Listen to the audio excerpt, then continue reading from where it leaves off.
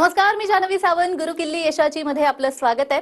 आज आपण कमी खर्चात गुणवत्तापूर्ण वैद्यकीय शिक्षणाची रशियामध्ये संधी या विषयावरती बोलणार आहोत आणि यावर मार्गदर्शन करण्यासाठी आपल्या सोबत आहे डॉक्टर प्रसन्नजीत वाघचौरे आणि डॉक्टर प्रथमेश वाघचौरे. सर, कार्यक्रमामध्ये आपल्या दोघांचंही खूप खूप स्वागत आहे. नमस्कार.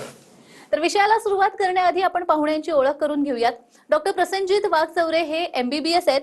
स्मॉलेन्स्क स्टेट मेडिकल युनिव्हर्सिटी 2019च्या बॅच मधून त्यांनी आपलं शिक्षण पूर्ण केलंय आणि सध्या ते मुद्रा नागरी आरोग्य केंद्र सोलापूर इथे वैद्यकीय अधिकारी म्हणून कार्यरत आहेत. आपले दुसरे पाहुणे आहेत डॉक्टर प्रथमेश वाघचौरे. यांनी देखील स्मॉलेन्स्क स्टेट मेडिकल युनिव्हर्सिटी 2016च्या बॅच मधून आपलं ग्रॅज्युएशन कंप्लीट केलेलं आहे. त्यांनी कन्सल्टंट रेडिओलॉजिस्ट MBBS DMRE या डिग्री संपादन केलेल्या आहेत. तर आता आपण जाणून घेऊया त्यांनी शिक्षण घेतलेल्या युनिव्हर्सिटी बाबत. स्मॉलेन्स्क स्टेट मेडिकल युनिव्हर्सिटी ही रशियामधील MBBSचं शिक्षण देणारी रशियन सरकारची 105 वर्ष जुनी असलेली महत्वाची युनिव्हर्सिटी आहे. भारतीय विद्यार्थ्यांचं MBBS डॉक्टर होण्याचं स्वप्न मोठ्या प्रमाणात पूर्ण करणारं विद्यापीठ अशी ख्याती मिळवलेली असून ही संस्था गेल्या 23 वर्षापासून भारतातून मोठ्या प्रमाणात अतिशय विश्वासाने विद्यार्थी इथे जात आहेत. 100% यश संपादन करून हे विद्यार्थी परत भारतामध्ये येऊन नामांकित असलेल्या मोठमोठ्या हॉस्पिटलमधून निष्णात डॉक्टर म्हणून रुग्णसेवा करतायत. सर्व सुसज्ज सुविधा असणाऱ्या या विद्यापीठामधून आपल्या मुला-मुलींना डॉक्टर बनवण्यासाठी पाठवण्यात पालकांचं नेहमीच प्राधान्य राहिलंय. या विद्यापीठामधून यश संपादन केलेल्या काही निवडक विद्यार्थी आणि पालकांच्या अनुभवांची मालिका TV9 मराठीवर सुरू केलेली आहे. चला तर मग आजच्या पाहुण्यांसोबत प्रत्यक्ष चर्चेला सुरुवात करूयात. तर मी सुरुवातीलाच डॉक्टर प्रसन्नजीत यांच्याकडे येईन. भारतामधलं जे वैद्यकीय शिक्षण आहे आणि रशियामधलं वैद्यकीय शिक्षण याच्यामध्ये काही फरक आहे की सारखंच आहे? नाही, ऍक्च्युली असं खूप जणांना वाटतं, मात्र ऍक्च्युली तसं काही सुद्धा नाहीये. जे सिलेबस वगैरे जो आहे तो भारतातला आणि जो रशियामध्ये जो आपण शिकतो सेमच आहे सगळं सिलेबस वगैरे. विशेषतः म्हणलं तर मला जो डिफरन्स जाणवला तो म्हणजे की आपल्या इकडे भारतामध्ये मोस्टली एका क्लासमध्ये जवळपास 100च्या आसपास मुले असतात. पण ज्यावेळेस मी तिकडे शिकायला होतो त्यावेळेस एका बॅचमध्ये किंवा एका क्लासमध्ये हे 15 ते 20च मुलं असायचे. त्यामुळं तिथले जे प्रोफेसर्स किंवा डॉक्टर जे आम्हाला शिकवायला असायचे ते आमच्याकडे त्यांचं लक्ष असायचं एकदम. नावानिशा आमचं त्यांना नावे माहिती असायचे, त्यामुळे ते पर्सनली ते व्यवस्थित सांगायचे ते आम्हाला व्यवस्थित वगैरे. दुसरं म्हणलं तर तिथं जे शिक्षण आहे ते पूर्णपणे इंग्लिश माध्यमातून होतं. त्यामुळे असं कधी वाटलंच नाही की तिकडचा सिलेबस आणि इकडचा सिलेबस मध्ये काही डिफरन्स असेल. वरून तिकडून जेव्हा डिग्री घेऊन मी इकडे आलो त्यावेळेस मला असं कधी जाणवलंच नाही की तिकडच्या शिक्षण आणि इकडच्या शिक्षणामध्ये काही फरक आहे. त्याचबरोबर मुलं हे खूप कमी असायचे, 15 ते 20 एका क्लासमध्ये असल्यामुळे तिथले टीचर्सना आमच्यावरती पूर्णपणे लक्ष ठेवता येत असायचं. एखादा क्लास मिस झाला तर ते एक्स्ट्रा क्लासही घ्यायचे. आमचे टीचर्स खूप सपोर्टिव्ह असायचे ऍक्च्युली आमच्यासाठी. त्यामुळे मला असं कधी जाणवलं नाही की तिकडचा सिलेबस आणि इकडच्या सिलेबसमध्ये काही फरक आहे. मग आता तुम्ही सिलेबस विषयी वगैरे सांगितलंय, तिथल्या विद्यापीठामध्ये तुमचा अनुभव कसा होता हेही सांगितलेलं आहे. जसं असतं ना की इथल्या पालकांचं असं असतं की पैसे तेवढे वैद्यकीय शिक्षणाला देण्या इतपत नसते किंवा आर्थिक चणचण असते. मध्यमवर्गीय पालकांची आपण जर बघितलं तर वैद्यकीय शिक्षण घेणं परवडत नसतं. मग अशा वेळेस जर त्यांना परदेशामध्ये वैद्यकीय शिक्षण घ्यावं लागत असेल तर विदेशामध्ये हे शिक्षण स्वस्त आहे का आणि कशा पद्धतीने एकंदर फीस वगैरे स्ट्रक्चर असतं? बघा, बेसिकली मी मिडल क्लासमधूनच बिलॉंग करत होतो. तर ज्यावेळेस माझं शिक्षण चालू होतं किंवा मी ज्यावेळेस ऍडमिशन घेतलं होतं त्यावेळेस माझा भाऊ जो होता, मोठा भाऊ, तो सुद्धा तिथेच शिक्षण घेत होता. तर ॲट अ टाइम दोघांची फी पे करणं हे पॉसिबलच नसायचं माझ्या पॅरेंट्ससाठी वगैरे. पण त्यांनी मी एज्युकेशन लोन वगैरे घेतलं आणि एज्युकेशन लोन हे मला खूप इझिली ॲक्सेसिबल झालं. कारण जी स्मॉलेस्ट स्टेट मेडिकल युनिव्हर्सिटी जी आहे ही रशियाची गव्हर्नमेंटची मेडिकल युनिव्हर्सिटी आहे आणि ती 100 वर्ष जुनी आहे. त्यामुळे मला एज्युकेशन लोन घेण्यासाठी पण काही असा इश्यू वगैरे आलेला नव्हता. तो इझिलीबल मला एज्युकेशन लोन वगैरे भेटलं. आणि दुसरं म्हटलं तर मी ज्यावेळेस भारतामध्ये प्रायव्हेट कॉलेजेसमध्ये ॲडमिशन घ्यायचा प्रयत्न केला होता त्यावेळेस डोनेशन वगैरे खूप अशा मोठ्या गोष्टी असायच्या. तर त्यामुळे या गोष्टी मला अनुभव येत होता त्याचा. मग त्यापेक्षा रशियामध्ये स्मॉलेस्ट स्टेट मेडिकल युनिव्हर्सिटी जी अशी होती, फीच्या मानाने खूप रिझनेबल पण होती आणि रशियन गव्हर्नमेंटची पण होती, त्यामुळे मग मी त्याला प्राधान्य दिलं होतं. अगदी स्मॉलेन्स युनिव्हर्सिटी बद्दल तुम्ही आता जे सांगितलेलं आहे, स्मॉलेन्स युनिव्हर्सिटीचे जे चान्सलर आहेत R.S. कोझलव यांची प्रतिक्रिया आपल्यापर्यंत आलेली आहे, पाहूयात. Ladies and gentlemen, Smolensk State Medical University would like to welcome you as our potential students in beautiful city of Smolensk, Russian Federation. Smolensk State Medical University has been founded on 4th of April 1920 and currently is one of the leading medical universities in Russia, celebrating quite a substantial achievements during the last years. We are delighted to announce that historically we are also one of the largest universities accepting Indian students for a GP faculty. Our exclusive partner in India, the only partner, is Cosmos Education Consultant. We are very proud of our graduates, and also we would like to announce that historically we've been creating the most possible conditions for our students to develop not only their educational but also scientific, arts and sports issues. We have students hostels specifically devoted to the needs of our Indian students. We have highly qualified teachers who are providing all 6 years education in English. After the successful graduations, we are providing you not only a degree but also a license for your further studies. Smolensk State Medical University is very proud that currently we have more than 2,000 Indian students.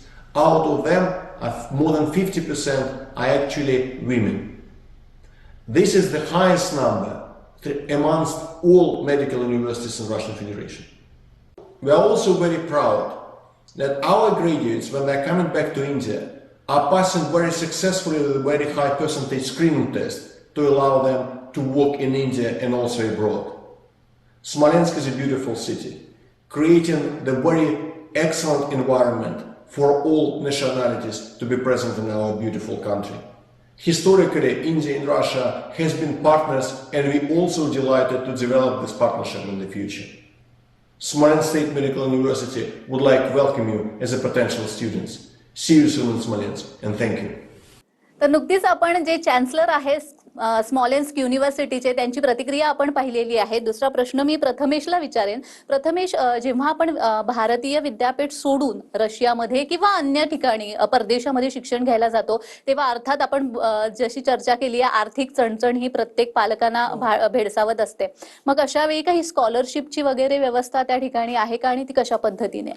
हो, माझ्या माहितीनुसार आपल्या पूर्ण रशियामध्ये scholarship देणारी ही एकमेव संस्था आहे जी आपल्याला आपले कॉस्मॉस एज्युकेशन कन्सल्टंटचे जे डायरेक्टर आहेत डॉक्टर अलोक एरॉन, त्यांच्या माताजी आणि पिताजी यांच्या स्मरणार्थ यांनी स्कॉलरशिप दिलेली आहे. ही स्कॉलरशिप जी आहे ती विद्यार्थ्यांची जी त्या वर्षाची जी फी आहे ती कम्प्लिटली त्यांची फी माफ केली जाते. त्यामुळे ही स्कॉलरशिप नक्कीच दिली जाते आणि त्यामुळे आहे ना पॅरेंट्सला आर्थिकदृष्ट्या खूप मदत होऊन जाते. त्यामुळे अगदीच डॉक्टर अलोक एरॉन यांचा तुम्ही उल्लेख केलेला आहे, तर डॉक्टर अलोक एरॉन यांची प्रतिक्रिया देखील आपल्यापर्यंत आलेली आहे, पाहूयात. Dear Indian students and parents, a warm namaste from the Smolensk State Medical University, Smolensk, Russia. My name is Dr. Alok Eran. I'm the foreign advisor to the Chancellor of the Smolensk State Medical University, and I'm looking after the admission cell for the foreign students who are going to study in English medium. For this purpose, we have created Cosmos Educational Consultants in India. मैं आपके साथ हिंदी में बात करना चाहूंगा. स्मॉलेन्स्क state medical university की स्थापना सन 1920 में हुई थी और 2020 में इस यूनिवर्सिटी ने अपने 100 साल पूरे किए थे. स्मॉलेन्स्क स्टेट मेडिकल यूनिवर्सिटी में सन 2002 से इंडिया के स्टूडेंट्स का एडमिशन का काम मैं देखता हूं और अब तक स्मॉलेन्स्क स्टेट मेडिकल यूनिवर्सिटी में 5000 से ज्यादा इंडिया के बच्चों का एडमिशन हो चुका है और उनमें से 3000 से ज्यादा इंडिया के बच्चे यहां से ग्रेजुएशन करके निकल चुके हैं.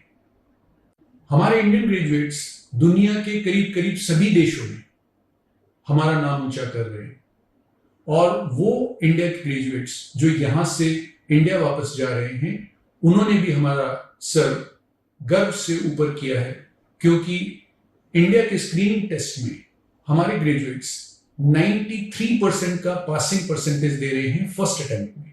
इसको कंपैरिजन के तौर पे देखना चाहिए, क्योंकि दूसरी यूनिवर्सिटी से आने वाले जो ग्रेजुएट्स हैं वो 22-23% से ज्यादा का फर्स्ट अटेम्प्ट में पासिंग परसेंटेज नहीं दे रहे।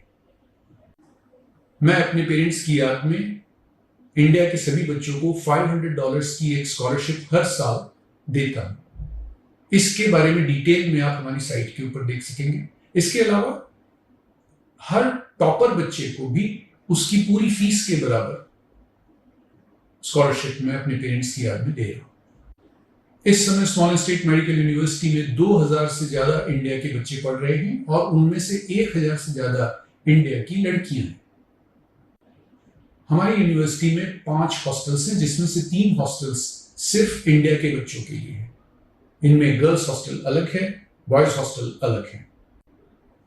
हमारे कैंपस में एक इंडियन मेस भी काम कर रही है, जिसमें इंडियन कुक्स के द्वारा 2 तरह का खाना बनाया जाता है, pure vegetarian end non vegetarian.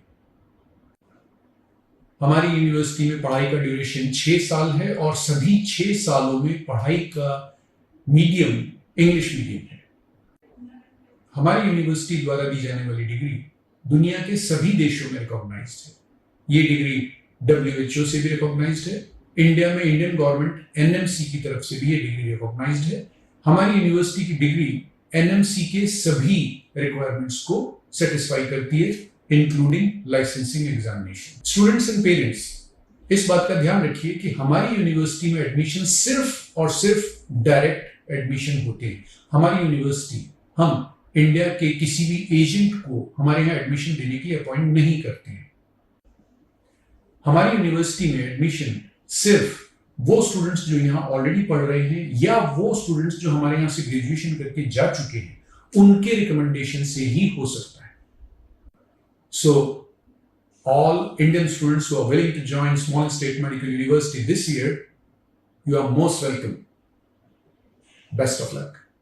तर नुकतीच आपण डॉक्टर आलोक एरोन यांची प्रतिक्रिया ऐकलेली आहे। प्रथमेश, मी तुम्हाला आणखी एक प्रश्न विचारेन, ते म्हणजे असं असतं ना की MBBS केल्यावर दुसऱ्या देशातून भारतामध्ये आल्यावर जॉब मिळेल की नाही, किंवा आपला व्यवसाय देखील थाटत असताना प्रश्न निर्माण होतात। तर असं असताना या कंडिशन मध्ये काय विद्यार्थ्यांनी विचार करायला हवा? जॉब मिळतात का इथे आल्यावर, किंवा मग दुसरं MD आणि MS करताना काही अडचणी वगैरे येतात का? नाही, तिथून शिक्षण कंप्लीट करून आल्यानंतर भारतात आल्यानंतर आपल्याला असा काहीच प्रॉब्लेम येणार नाही, कारण ही जी युनिव्हर्सिटी जी आहे ती WHO म्हणजेच वर्ल्ड हेल्थ ऑर्गनायझेशन नामांकित आहे, NMC म्हणजे नॅशनल मेडिकल हेल्थ इंडिया हे याच्याने रिकग्नाइज्ड आहे। त्यामुळे भारतात आल्यानंतर त्यांना कुठलाही प्रॉब्लेम येणार नाही। त्या फक्त एवढंच आहे की तिथलं शिक्षण कंप्लीट झाल्यानंतर भारतात आल्यानंतर त्यांना ही एक एक्झाम द्यावी लागते, FMG म्हणजे foreign medical graduate exit exam, ही द्यावी लागणार आहे। त्यात उत्तीर्ण झाल्यानंतर विद्यार्थ्यांना एक इंटर्नशिप कंप्लीट करून त्यांना कुठेही जॉब करता येतो, किंवा पुढील शिक्षणासाठी त्यांना कुठलाही प्रॉब्लेम येणार नाही। माझंही शिक्षण पुढील शिक्षण झालेलं आहे, DMRA झालेलं आहे। मी आता सध्या रेडिओलॉजी म्हणून कन्सल्टंट म्हणून जॉब करत आहे। इंटर्नशिप किती वेळाची असते, ड्युरेशन? ही जी इंटर्नशिप आहे ती 1 वर्ष कंप्लीट 1 वर्ष के असते। ही आपण भारतात कुठेही करू शकता असं काही नाही आहे। म्हणजेच बऱ्यापैकी आपल्या विद्यार्थ्यांचे प्रश्न जे आहेत ते सुटले असतील। आपल्याला या विषयावर अजूनही चर्चा करायची। प्रथमेश, मी तुमच्याकडे येईन। जेव्हा आपण एखाद्या दुसऱ्या देशामध्ये जातो तेव्हा पालकांना अर्थात एक चिंता असते, ती म्हणजे सिक्युरिटी, सुरक्षा, आणि दुसरी म्हणजे आपलं जे पाल्य गेलेलं आहे त्या ठिकाणी त्याची खाण्यापिण्याची व्यवस्था कशी असेल, राहण्या जेवण्याची व्यवस्था कशी असेल, या विषयात चिंता असते। तर त्याविषयी काय सांगा? पालकांची विद्यार्थ्यांबाबत सिक्युरिटी हा खूप मोठा प्रश्न असतो, आणि त्यांच्या जेवणाची व्यवस्था हाही मोठा प्रश्न असतो। तसं तिथे आतापर्यंत ही सर्वात जुनी युनिव्हर्सिटी आहे, त्यामुळे आतापर्यंत तिथे 2000 ते 3000 विद्यार्थी तिथून पासआउट झालेले आहेत. त्यातील मोस्टली 1000च्या आसपास विद्यार्थिनी आहेत जे पासआउट झालेले आहेत. त्या मुलींसाठी खूपच सुरक्षित आहे असं आहे. तिथे CCTV कॅमेराज आहेत, 24 तास 2 गार्ड असतात, वॉर्डन असतो, जो तिथल्या विद्यार्थ्यांसाठी खूप मदत करतात. ते त्यांचे जे काही प्रश्न असतील, त्यांना काही जे गरज असेल ते त्यांना खूप मदत करतात, सपोर्ट करतात. दुसरी गोष्ट जेवणाची म्हणलात तसं जेवणासाठी ते स्वतः बनवू शकतात. त्यांना जे काही वस्तू लागतात, गरजेच्या वस्तू आहेत, ते जवळच फार जवळ मिळतं. हॉस्पिटलच्या कॅन्टीनमध्ये पण मिळतं. जर त्यांना बनवता येत नसेल तर कॉलेजतर्फे त्यांना कॅन्टीन आहे, मेस आहे, तेही जॉईन करू शकतात आणि त्यामुळे त्यांना काहीच प्रॉब्लेम येणार नाही असं मला वाटतं. मी डॉक्टर प्रसेनजीत यांच्याकडे येईन. डॉक्टर, आपण बघतो की MBBSचं शिक्षण हे बाहेरच्या देशामध्ये घेणं हे तसं बघितलं गेलं तर आव्हानात्मक आहे सगळ्याच दृष्टिकोनातून. पण भारतामधून जवळपास किती मुलं मुली दरवर्षी हे MBBS करतात आणि रशियामध्ये जर डॉक्टर व्हायचं असेल तर ती प्रोसिजर काय? आता सध्या ॲडमिशन घेणं एवढं सोपं झालेलं आहे. फक्त तुम्हाला मोस्टली 3 डॉक्युमेंट जरी तुमचे सफिशियंट असतील तरी होतात. पहिलं म्हणजे तुमचं 12वी तुम्ही उत्तीर्ण झालेलं असायला पाहिजे. दुसरं नीटमध्ये तुम्ही उत्तीर्ण झालेलं असायला पाहिजे. तिसरं तुमचं PCB ग्रुपिंग झालेलं असायला पाहिजे. एवढं फक्त 3 डॉक्युमेंट जरी असेल तरी तुम्ही स्मॉलेस्ट स्टेट मेडिकल युनिव्हर्सिटीमध्ये तुम्ही ॲडमिशन घेऊ शकता. त्यासोबतच तिथे स्मॉलेस्ट स्टेट मेडिकल युनिव्हर्सिटीचं एक सेपरेट कॉस्मोस एज्युकेशन कन्सल्टन्सी ही एक ऑथराइज्ड कन्सल्टन्सी आहे जी तिथे ॲडमिशन करून देते, ज्याच्यामध्ये त्यांनी पूर्णपणे ॲज अ गार्डियन म्हणून आमचं पाहत असतात. ज्याच्यामध्ये त्यांनी ॲडमिशन प्रोसेसिंग जी असते, जसं की विजा लावणे, परत स्टार्टिंगला फर्स्ट इयरला एअर तिकीट करणे, परत विमानातून जे आपण उतरतो मॉस्कोला, तिथं गेल्यानंतर मॉस्को ते कॉलेज जे आहे तिथं त्यांची व्यवस्था करणे, जेवढं काही आहे ते स्मॉलेस्ट स्टेट मेडिकल युनिव्हर्सिटीला ॲडमिशन घेण्यापासून तिथं आपण तुमचं जो स्टुडंट आहे जाईपर्यंत पूर्णपणे कन्सल्टन्सी हेल्प करते आणि एवढं इझिली भेटतं की तुम्ही विश्वासही नाही करणार. जसं आपण 12वीला ॲडमिशन घेतो सेम त्याच प्रकारे आपण मेडिकलमध्ये ॲडमिशन वगैरे घेऊ शकतो कॉलेजमध्ये. त्यामुळे असं काही अवघड नाही आहे सध्या तरी. आपण बघतो की मध्यमवर्गीय पालकांचं एक स्वप्न असतं की आपल्या मुलाने किंवा मुलीने डॉक्टर व्हावं. पण जसं आपण मघासपासून बोलत आलेलो आहोत की पहिली मोठी अडचण असते ती म्हणजे आर्थिक अडचण असते आणि दुसऱ्या अन्यथा सिक्युरिटी वगैरे या ज्या अडचणी असतात त्या. पण आपण असं म्हणू शकतो का आता की रशियामधलं हे जे युनिव्हर्सिटी आहे जे वैद्यकीय शिक्षण देतं ती MBBS करणाऱ्यांसाठी किंवा मध्यमवर्गीय पालकांच्या मुलांसाठीचं एक हमखास ठिकाण आहे की जिथे चांगल्या पद्धतीने MBBSचं शिक्षण मिळू शकतं? 100% मी याला 100% म्हणेन. कारण मी मगाशी सांगितलं होतं की मी मध्यमवर्गीय कुटुंबातूनच आलेलो आहे आणि ज्यावेळेस मी ॲडमिशन घेतलं होतं त्यावेळेस मी एज्युकेशन लोन घेऊन मी इथपर्यंत आलो होतो. आता त्याच्यानंतर मी ज्यावेळेस ॲडमिशन घेत होतो किंवा भैयाने ज्यावेळेस ॲडमिशन घेतलं होतं त्यावेळेस आम्हाला कुठला एजंट किंवा कोणीसुद्धा आम्हाला नव्हतं. आम्ही जे तिथून पासआउट आलेले जे विद्यार्थी होते किंवा पासआउट झालेले जे डॉक्टर्स होते त्यांचं एक इन्फॉर्मेशन सेंटर आम्हाला असतं, ज्याच्या थ्रू आम्ही अप्रोच झालो होतो. त्यांची एक वेबसाईट आहे कॉलेजची www.sgmu.info. या वेबसाईटवरती इन्फॉर्मेशन सेंटर्स आहेत, वेगळ्या वेगळ्या सिटीचे आहेत. हे इन्फॉर्मेशन सेंटर म्हणजे ॲक्च्युली काय आहेत की जे पासआउट झालेले विद्यार्थी आहेत त्यांनी आणि त्यांचे पॅरेंट्स वगैरे आहेत जे त्यांचे अनुभव सांगतात किंवा ते ॲडमिशन करण्याला गाईड करतात प्रॉपर. आम्ही त्याच्यामार्फतच आम्ही ॲडमिशन वगैरे घेतलं होतं. त्यामुळं असं कधी भीती निर्माण नाही झाली की बाबा तिकडे काय असेल किंवा काय नसेल. जे आमच्या समोरच होते, जे पासआउट झालेले डॉक्टर्स होते ते एकदम क्वालिफाईड डॉक्टर्स होते आणि त्यांनी भारतामध्ये येऊन जॉब करत आहेत. काही जण तर पुढचं शिक्षण परस्यू करत आहेत. त्यामुळे असं मला कधी वाटलेलं नाही की असं काही असेल. त्याचबरोबर भैया माझ्या पुढे होताच. तो ज्यावेळेस 4th इयरला होता त्यावेळेस मी 1st इयरला होतो. त्यामुळे जर त्याला काही वाटलं असतं की बाबा तिकडे शिक्षणाच्या बाबतीत काहीतरी प्रॉब्लेम आहे किंवा तिकडे राहणीमानामध्ये काहीतरी प्रॉब्लेम आहे किंवा इतर कोणत्या गोष्टीचा प्रॉब्लेम आहे तर तो मला तिथं बोलवलाच नसता पहिल्यांदा. जोपर्यंत आपण तिथे जात नाही तोपर्यंत आपल्याला कळत नाही की काय आहे, तर ते योग्यरित्या गाईड वगैरे करतात. अगदीच. डॉक्टर प्रथमेश, मी तुमच्याकडे येईन की जेव्हा आपण रशियामध्ये किंवा कुठच्याही परदेशामधल्या विद्यापीठामध्ये शिक्षण घेऊन भारतामध्ये परततो, तेव्हा एक असतं ना की आपल्याला जॉब मिळेल का, किंवा मग त्याच्यासाठी काय करावं लागेल, व्यवसाय जर करायचा आपला स्वतःचा तर त्याच्यासाठी काय करावं लागेल. तर तुमचा अनुभव दोघांचाही कसा राहिलेला मला ऐकायला आवडेल. खूपच छान होता. म्हणजे असं काहीच प्रॉब्लेम आलेला नाहीये. अगोदरच सांगितल्याप्रमाणे ही जी युनिव्हर्सिटी जी आहे ती WHO आणि भारत सरकार मान्य असल्यामुळे तुम्हाला विदेशातही तुम्हाला जॉब करता येतात, भारतातही करता येतो. फक्त आपल्याला ती जी एक्झिट एक्झाम आहे FMG ती क्लिअर करणं गरजेचं आहे. त्याच्यानंतर तुम्हाला भारत सरकार मान्य म्हणजे MMC सर्टिफिकेट मिळतं, महाराष्ट्र मेडिकल काउन्सिलचं सर्टिफिकेट मिळतं. त्याच्यानंतर तुम्ही स्वतःचा व्यवसाय करू शकता किंवा तुम्ही गव्हर्नमेंट जॉब अप्लाय करू शकता, अथवा तुम्ही जर तुम्हाला फ्युचरमध्ये म्हणजे पुढचं शिक्षण घेऊ इच्छिता तर तेही तुम्ही घेऊ शकता. तुम्हाला असा काही प्रॉब्लेम येणार नाहीये. अगदीच. सध्या मी सोलापुरात रेडिओलॉजी कन्सल्टंट म्हणून जॉईन आहे. तुम्ही काय सांगाल की तुमचा अनुभव कसा होता, आणि विद्यार्थ्यांना तुम्ही या दृष्टीने काय सांगाल. माझा अनुभव विशेषतः म्हणजे कसा होता की ज्यावेळेस मी भारतामध्ये आलो तर बऱ्याचशा लोकांचा असा कन्सर्न होता की तिकडचं शिक्षण आणि इकडच्या शिक्षणामध्ये फरक आहे, किंवा तिथं प्रॅक्टिकल नॉलेज वगैरे कसं आहे.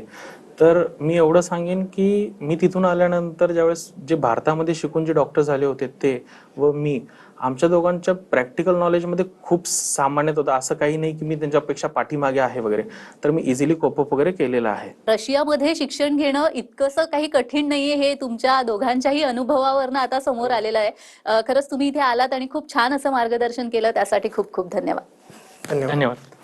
तर गुरुकिल्ली यशाची या भागामध्ये आज आपण इथेच थांबतोय. पुढे भेटूया पुन्हा एका नवीन विषयासह. तोपर्यंत पाहत रहा TV9 मराठी.